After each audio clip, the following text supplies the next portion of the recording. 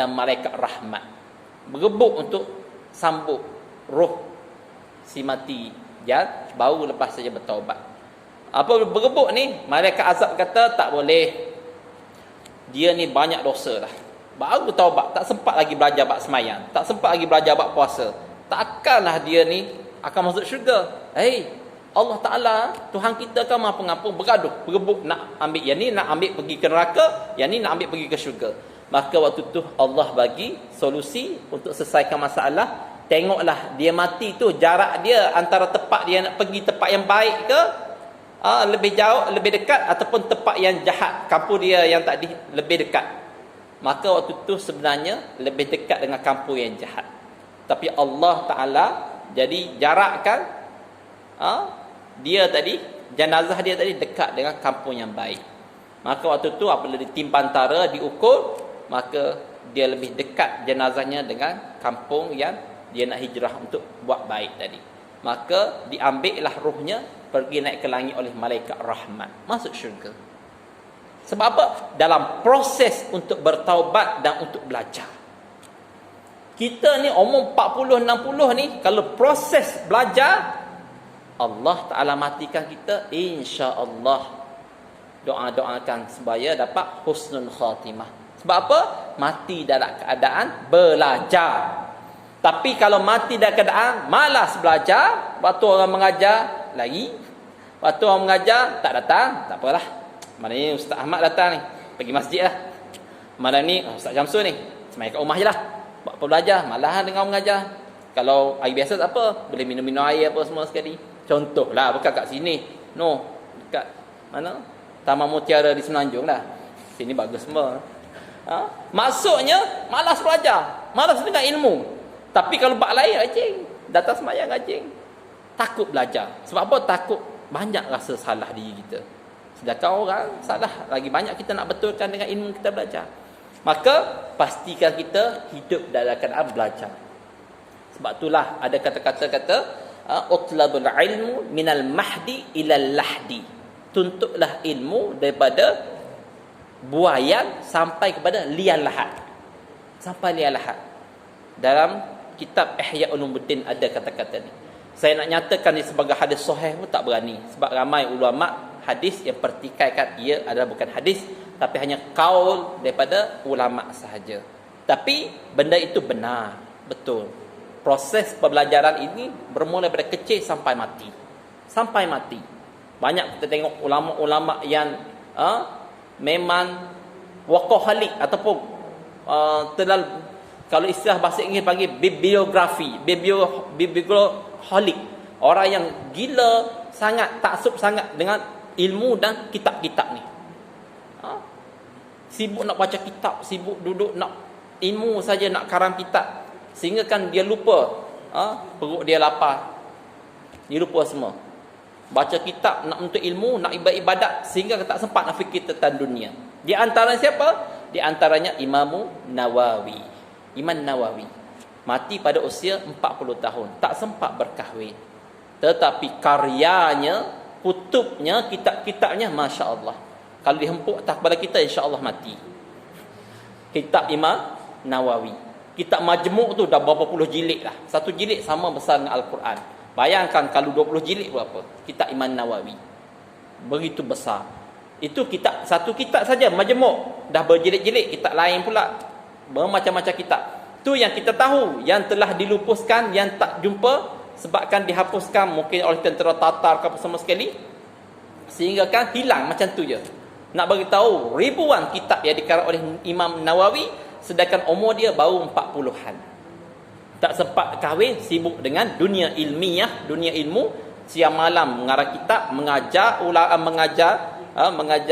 orang manusia, sehingga kan tak sempat berkahwin. Allah tarik nyawa dia dalam umur 40 tahun. Tapi karyanya sampai hari ini dibaca oleh para ulama kita. Hebat. Kita biar ada sifat macam tu, menuntut ilmu. Tak mampu nak baca buku-buku pun, datanglah dengan orang mengajar. At least minggu sekali. Ataupun kalau malas juga, dengar dalam YouTube. Ramai ustaz-ustaz kita. Tapi dalam YouTube ni susah. Sebab susah nak soal jawab kalau tak faham. Mereka kita ada special ustaz lah. Kita ada nombor Ustaz Don ke, mufti wilayah ke, mufti wilayah ataupun menteri agama, kita rapat dengan dia. Doktor, saya ada masalah. Tak apalah kalau kita ada special macam tu. Kalau kita tak ada, datanglah mengaji. Tanya soal jawab. Supaya kita faham betul-betul agama atau juga ilmu, terutamanya benda-benda yang wajib macam solat, puasa dan sebagainya. Okey, ada soalan tak setakat ni?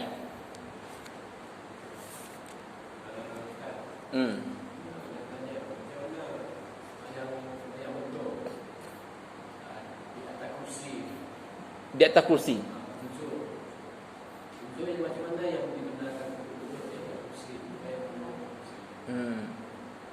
Cara yang betul, sembahyang yang betul, sembahyang atas kerusi. Duduk atas kerusi. Saya pernah jawab soalan ni. Secara personal ke? Saya pernah jawab ke? Tak pernah. Siapa tanya saya? 2-3 orang dah tanya bab ni. Ke di masjid. Sini belum jawab lagi. Okey, sembahyang atas kerusi ni zaman Nabi SAW tidak ada. Boleh rujuk karya-karya ulama, tidak ada pun solat ala kursi. La. Tidak ada. Tidak wujud. Yang adanya solat dalam keadaan berdiri, tak mampu berdiri, duduk, tak mampu duduk, mengiring sebelah kanan, tak mampu sebelah kanan, menentang, seterusnya sampailah semai dalam hatilah. Itu adalah ada dalam kitab-kitab karya ulama yang besar. Sekarang ni ramai tengok orang-orang yang sembahyang di atas kursi. Macam mana cara yang betul? Orang tu dia datang masjid atau surau, naik apa? Dengan wheelchair ke? Dia naik apa datang masjid? Naik apa? Jalan lah. Maksudnya boleh berjalan. Boleh berjalan. Tapi apabila dia bawa duduk atas kursi, dia sembahyang atas kursi, waktu dia takbir tu, dia terus duduk atas kursi. Tidak sah. Dia mampu berdiri. Cuma dia tak mampu nak sujud ataupun rokok. Apabila dia tak mampu sujud ataupun tak mampu nak rokok, dia tak boleh terus duduk atas kursi solat. Dia mesti berdiri dulu.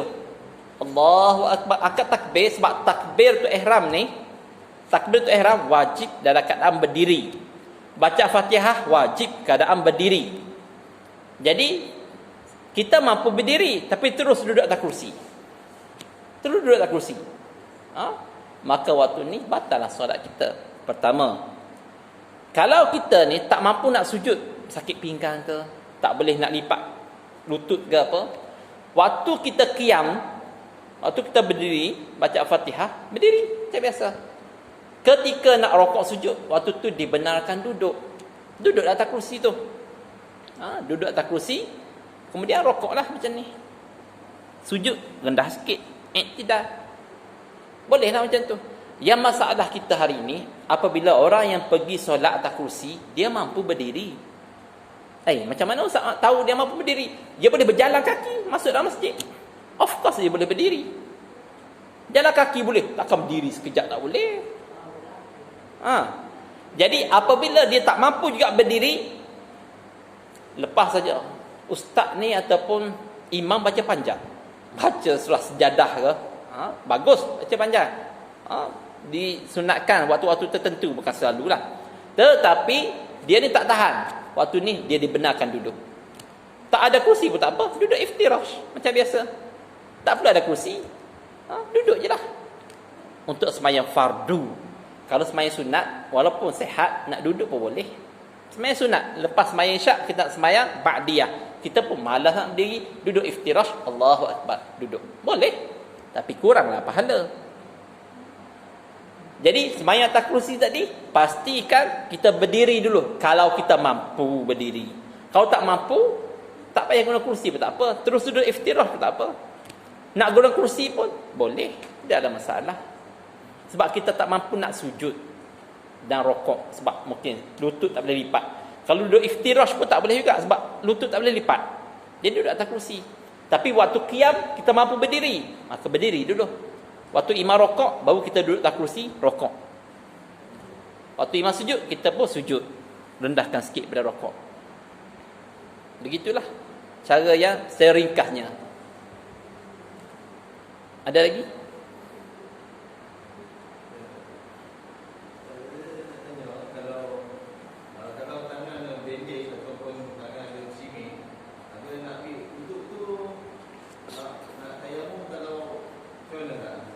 Okey.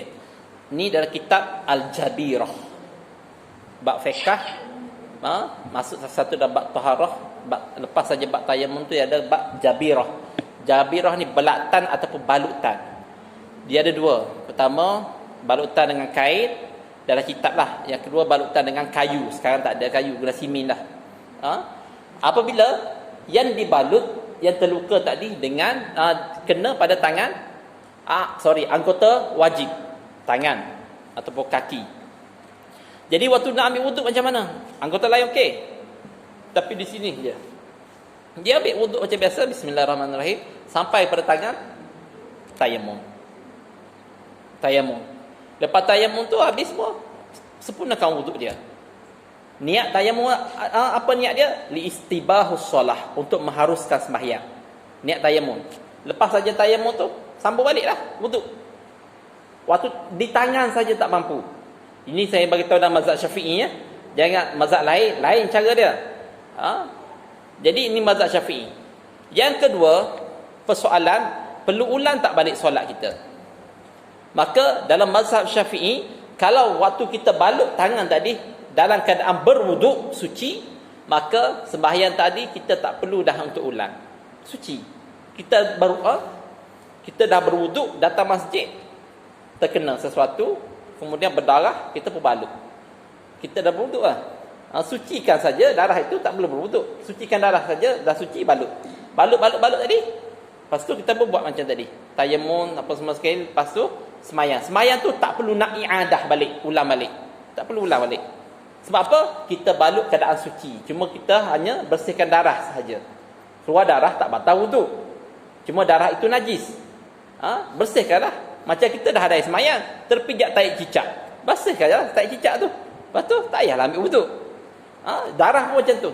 Tetapi, kalau kita kena tu dalam keadaan kita tak suci, maksudnya tidak ada wuduk, maka sebahagian ulama menyatakan kita kena ulang balik sembahyang. Yang ada. Sebab apa? Sebab balutan Jabirah tadi dalam keadaan kita tak suci. Walaupun kita tayammum, bolehlah tayammum. Lepas tayammum tu, ambil wuduk semua sekali. Tapi lepas semayang, lepas sembuh, kena ulang lagi semayang. Dalam mazhab Syafi'i juga kata, tak perlu ulang semayang. Ambil yang mana lebih mudah. Sebab apa? Sama-sama dalam mazhab Syafi'i. Tapi kalau mazhab lain tak apa. Mazhab Maliki, semayang dalam keadaan bernajis pun, pakaian bernajis pun tak ada masalah. Mazhab Maliki. Mazhab Syafi'i ada dua pendapat. Tapi yang muktamad yang tadilah, kena ulang balik. Walaupun ada sebahagian ulama Syafi'i kata tak payah ulang apa lagi, dah tayammum semua sekali, yang dalam tu tak apa macam mana. Itu ada sebahagiannya. Kalau dah lama sangat, berapa lama sangat dibalut tu, kalau kita rasa rajin, qada balik. Kalau rasa malas, kita guna taklid kepada pendapat yang tak perlu qada dah. Tadi ada lagi soalan?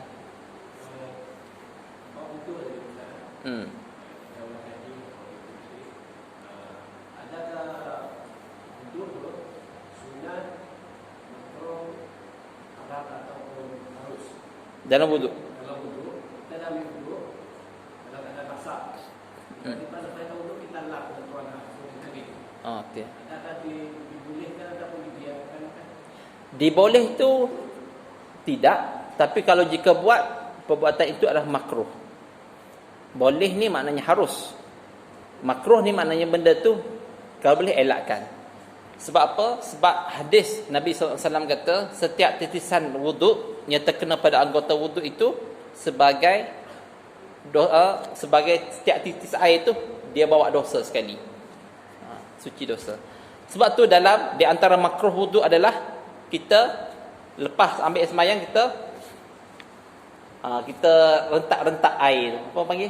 Renjis-renjis air. Yang tadi bukan renjis, lap terus. Jadi benda tu makruh. Tetapi adakah dia memberi mudarat pada wuduk? Tak.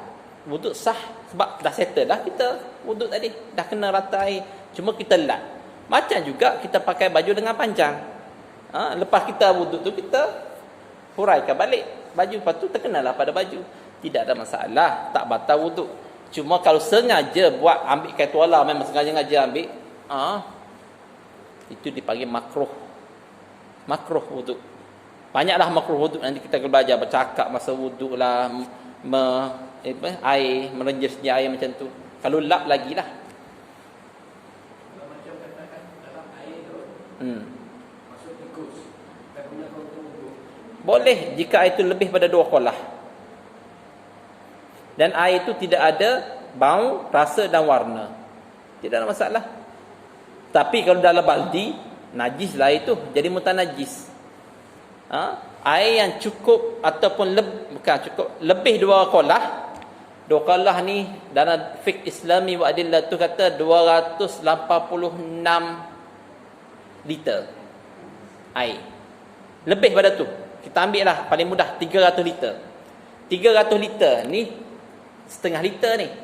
Maksudnya 600 botol air ni dicurah dalam air tu baru cukup 2 kolah. Cukup 2 kolah, waktu tu nak terjun dalam tu pun tak apa. Selagi mana air itu tak bertukar warna, tak bertukar rasa dan tak bertukar bau. Kalau warna dah bertukar, jadi hitam dah ataupun kuning ke coklat ke, maka tak boleh dah digunakan untuk berwuduk walaupun lebih 2 kolah.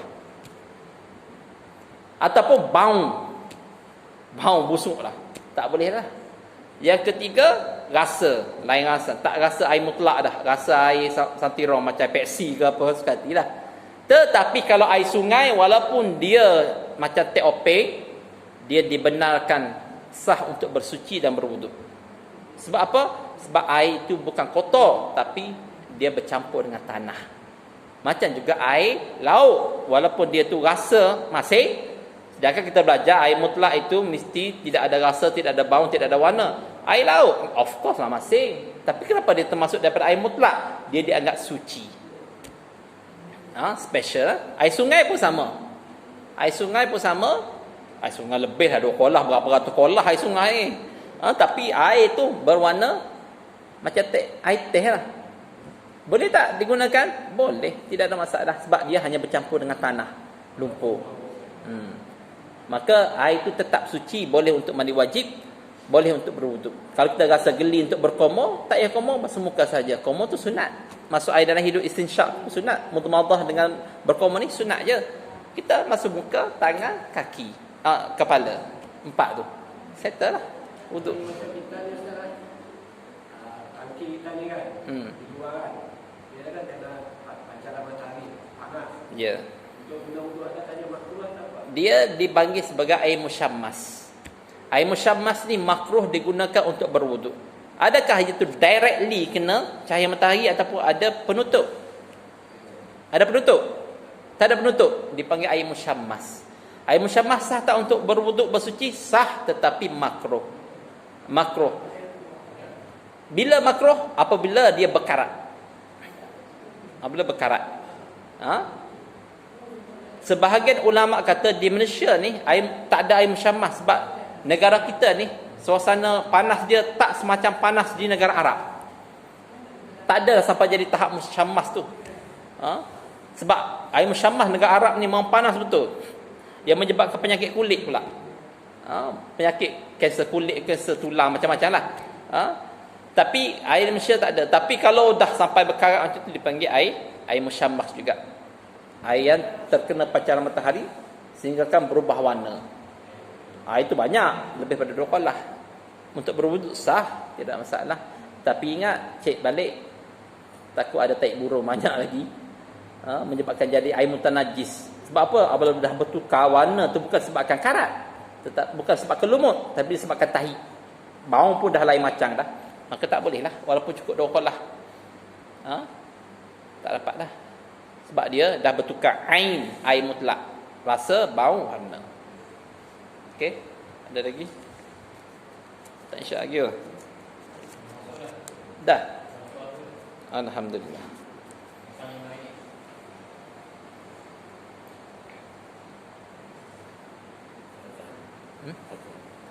Tak berguna. Stop lah, habis dah.